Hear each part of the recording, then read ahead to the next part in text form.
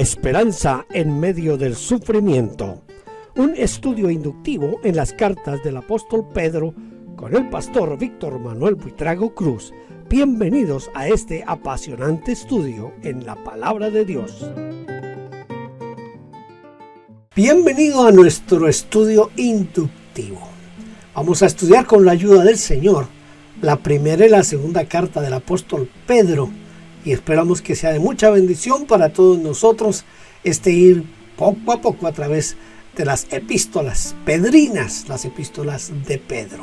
Así que bienvenidos a nuestro estudio. Vamos a orar para dar inicio. Padre, te damos gracias por la oportunidad que nos das de estudiar tu palabra. Ahora te ruego en el precioso nombre de Jesús que tú nos bendigas, nos ayudes y nos guardes de una manera especial, Señor. Gracias, Padre. Gracias en el nombre de Cristo Jesús. Amén. Amén. Amén. Ya estamos aquí. Vamos a iniciar nuestro estudio leyendo la primera carta de Pedro, capítulo 1, versículo 1. Dice: Pedro, apóstol de Jesucristo, a los expatriados de la dispersión en el Ponto, Galacia, Capadocia, Asia y Bitinia. Vamos entonces a mirar nuestra ayuda visual, que es el PowerPoint. Y aquí vamos a tener cómo tomar nuestros apuntes. En primer lugar, ¿quién fue Pedro? Veamos los aspectos más destacados de la vida del apóstol Pedro. Pedro, cuyo nombre original fue Simón Bar Jonás, o el hijo de Jonás. Fue conocido en la iglesia como Cefas o Kefa. Esto es en el arameo, o Petros en el griego, y ambas palabras significan piedra. Esto según Mateo capítulo 6, capítulo 16, versículo 18. Pedro era un pescador de Betsaida, por lo que leemos en Juan 1:43, pero tenía una casa en Capernaum. Su hermano Andrés, que lo trajo a Jesús, había sido discípulo de Juan el Bautista y posiblemente él también lo había sido. Luego se convirtió en un vocero de los demás apóstoles, es decir, el que hablaba con Jesús en nombre de todos. Usted lee, por ejemplo, en Mateo 15:15 o Marcos 1:36. En fin, hay varias citas bíblicas donde se nos muestra cómo Pedro tomaba la vocería de todo el grupo. También Pedro formó parte del círculo íntimo del Señor Jesucristo. Estaba al lado de Juan y de Jacobo, en ese círculo de los tres que estaban siempre al lado del Señor. Cuando el Señor Jesucristo fue apresado, parece ser que fue el único que trató de defender al Señor Jesucristo.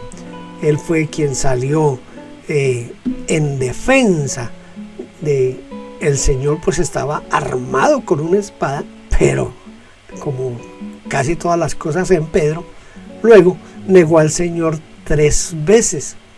Sin embargo, fue restaurado por el Señor Jesucristo.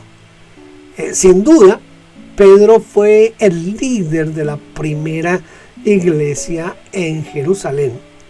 Él es el primer testigo entre los apóstoles de la resurrección. Fue el guía de la comunidad antes del día del Pentecostés y fue el primero que habló en nombre de los 12 a la multitud. Pablo lo consideró como una columna de la iglesia, por lo que nos testifica aquí Pablo en Gálatas 2:9.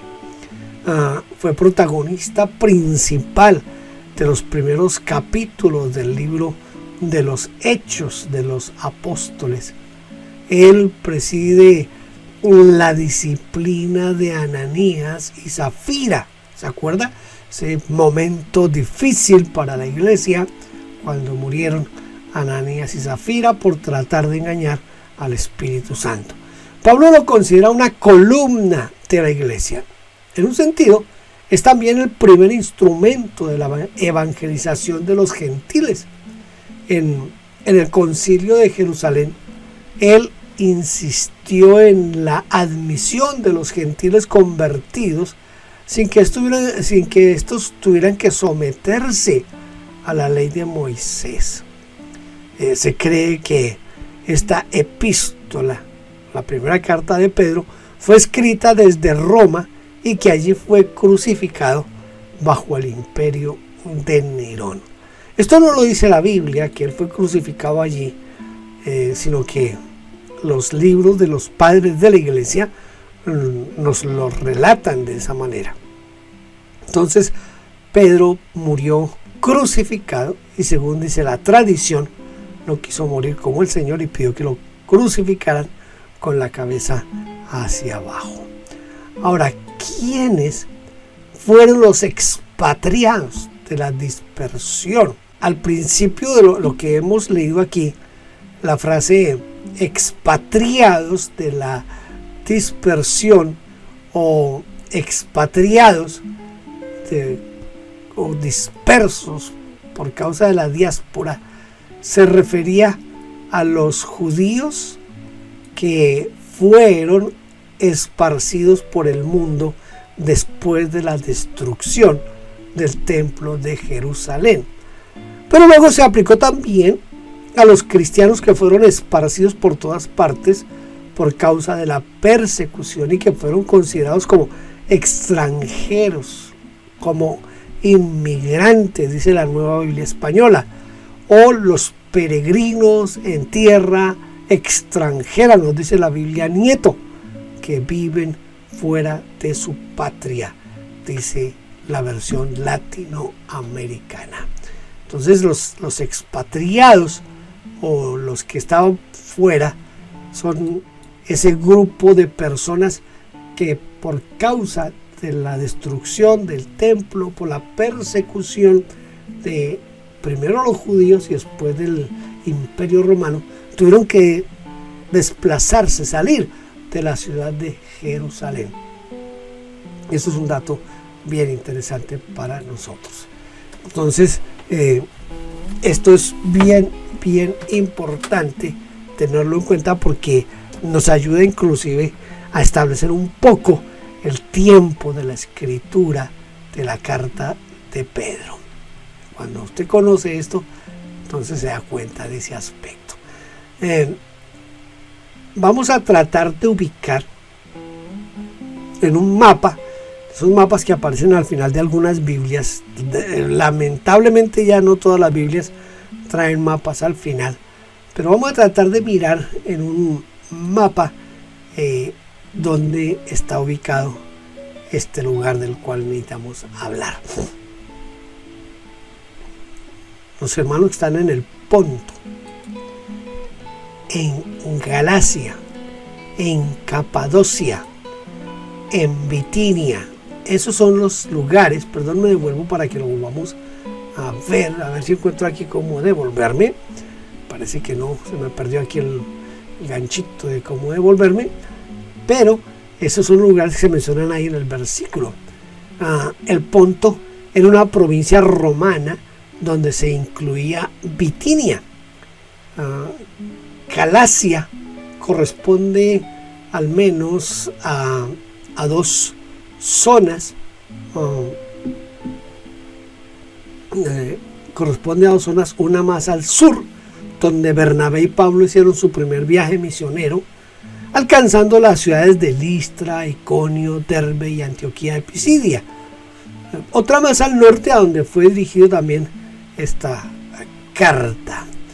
En tercer lugar,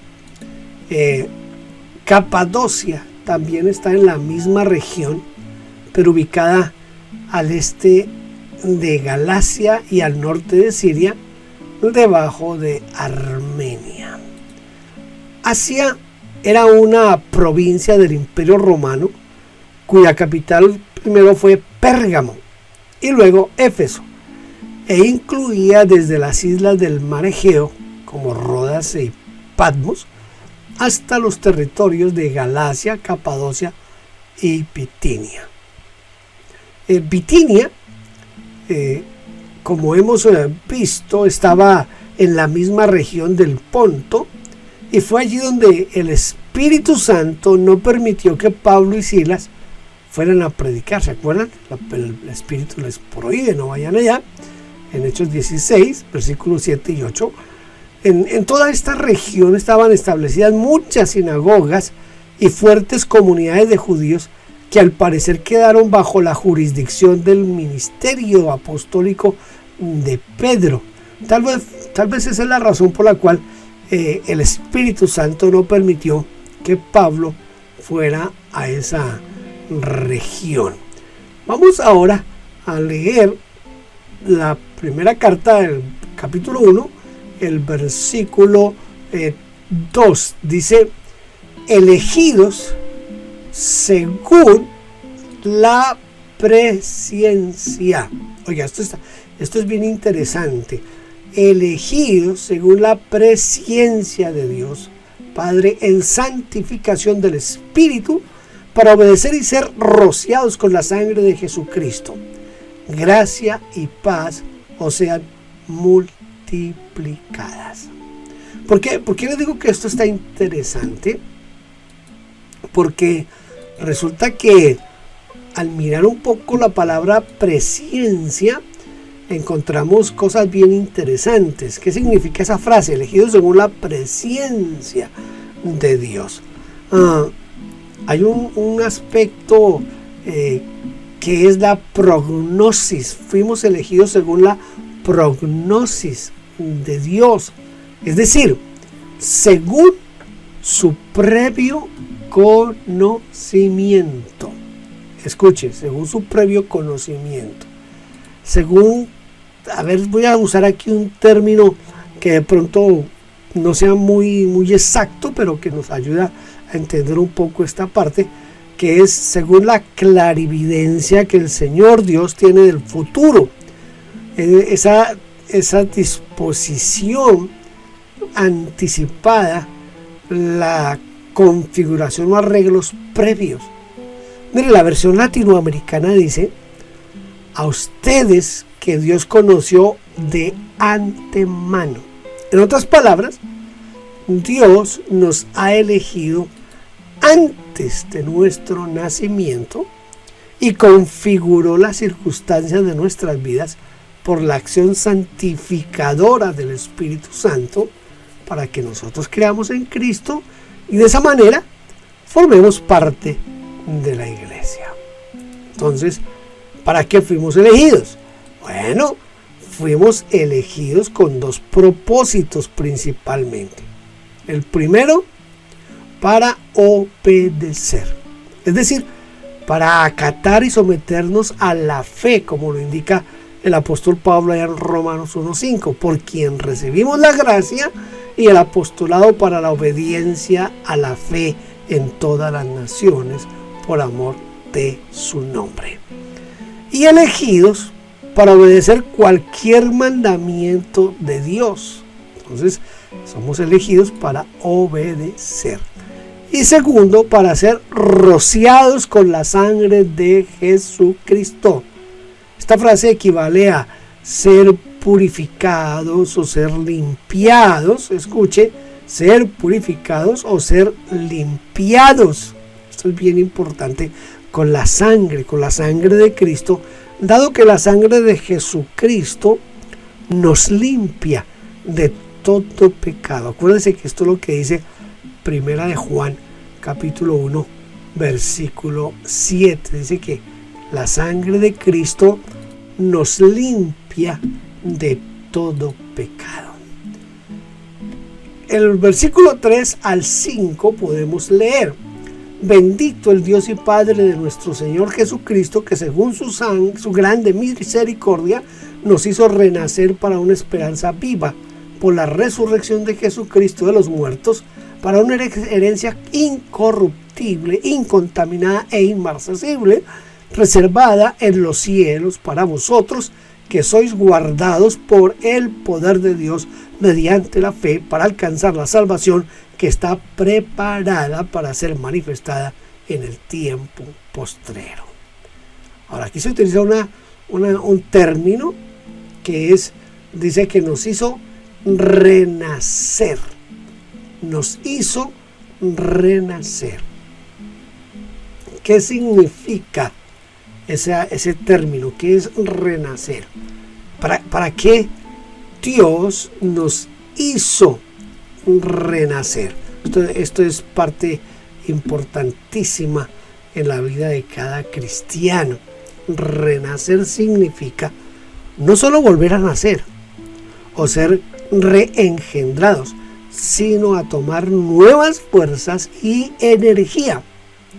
Porque, mire, metafóricamente renacer es cambiar de mentalidad para vivir una nueva vida y ajustarla a la voluntad de Dios, dado que el Señor nos hizo renacer para una esperanza viva. Qué bueno esto, ¿verdad?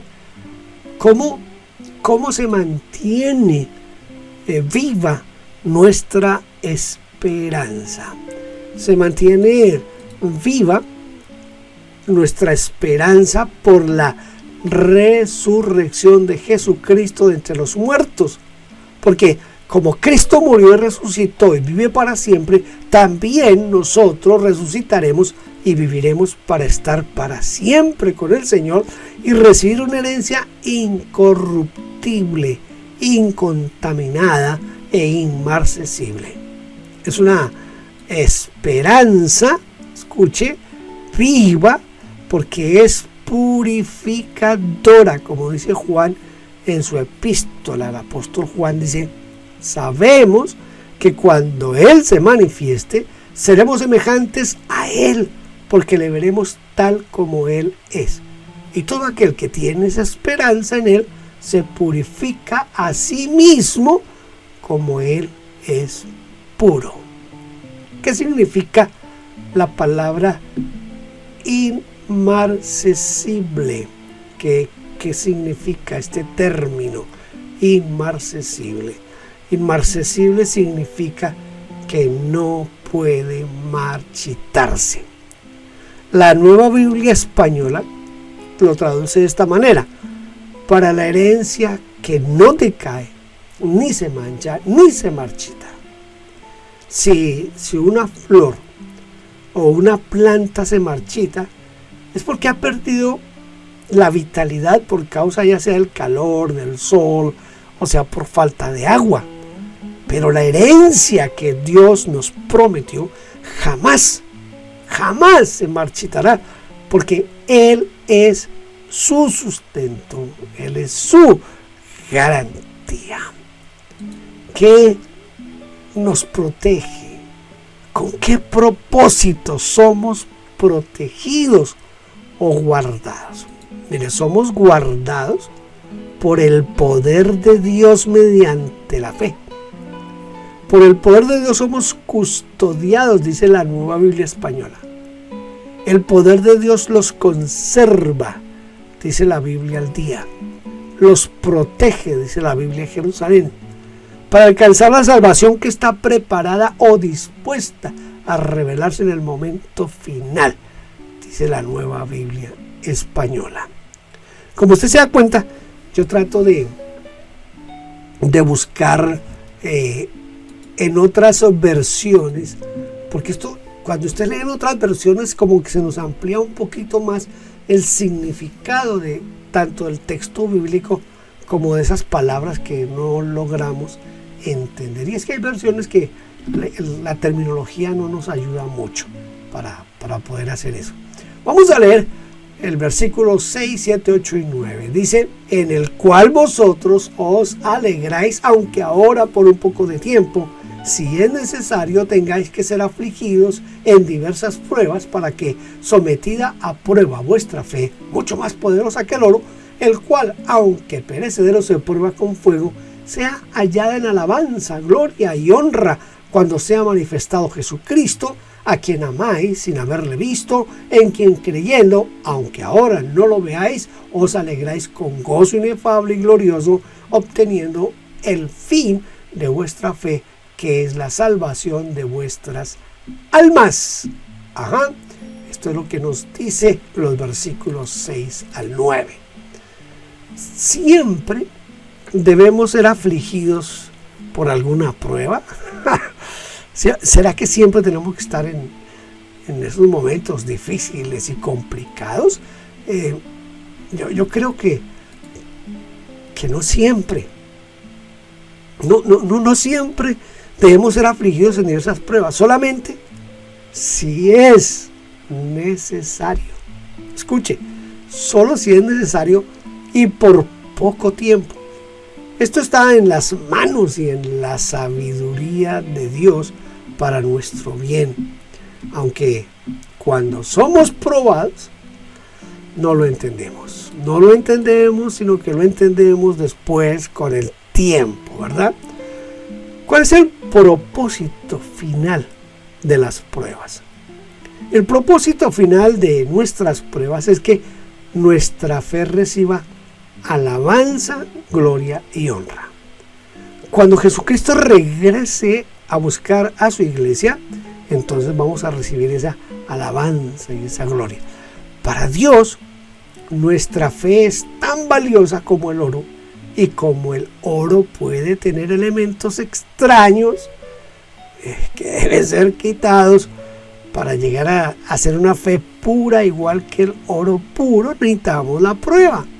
Esas impurezas solamente pueden ser quitadas por el fuego de la aflicción. Vamos a tratar de describir un estado de alegría con gozo inefable y glorioso. Inefable significa que no se puede explicar con palabras. Es un gozo indecible que no se puede expresar. Además, es un gozo glorioso, o como dice la Biblia latinoamericana, una alegría sobreterrenal. Este gozo inefable y glorioso se produce creyendo.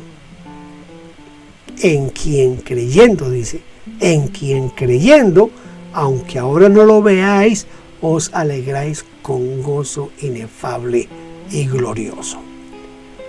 ¿Cuál es el fin de nuestra fe? Mire, el fin o la meta de nuestra fe es la salvación de nuestras almas. La palabra salvación también se puede traducir por salud, porque en el griego significa mucho más que salvación. El término soteria significa liberación, salud, preservación, seguridad y salvación.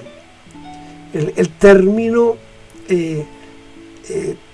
es también para liberación del abuso de los enemigos en el presente, pero también la salvación futura para los cristianos, que incluye la suma de beneficios y bendiciones de los cristianos, los cuales serán redimidos de todos los dolores terrenales cuando Cristo regrese desde los cielos y establezca el reino eterno de Dios. Por lo cual, la fe tiene dos vías. En una vía, la fe nos preserva aquí en la tierra, nos sana, nos libera del mal, y en la otra vía, la fe nos salva para la eternidad. Como en todas las clases que yo doy a través de este medio para nuestros estudios inductivos, en cada lección vamos a tener un texto bíblico para memorizar. En algunas voy a tratar de dejarles como una especie de trabajo práctico, algo que usted ponga en práctica de acuerdo a la lección que hemos tomado, hemos dicho. Entonces vamos a tratar de memorizar en este momento nuestro texto bíblico para hoy. El de esta clase, el término de esta clase, el texto bíblico está en el versículo 6 y 7. Dice: en el cual vosotros os alegráis, aunque ahora por un poco de tiempo, si es necesario, tengáis que ser afligidos en diversas pruebas, para que sometida a prueba vuestra fe, mucho más preciosa que el oro, el cual, aunque perecedero se prueba con fuego, sea hallada en alabanza, gloria y honra cuando sea manifestado Jesucristo. Muy bien, hasta aquí nuestra lección del día de hoy, que es nuestra primera lección de las epístolas de Pedro en el estudio inductivo.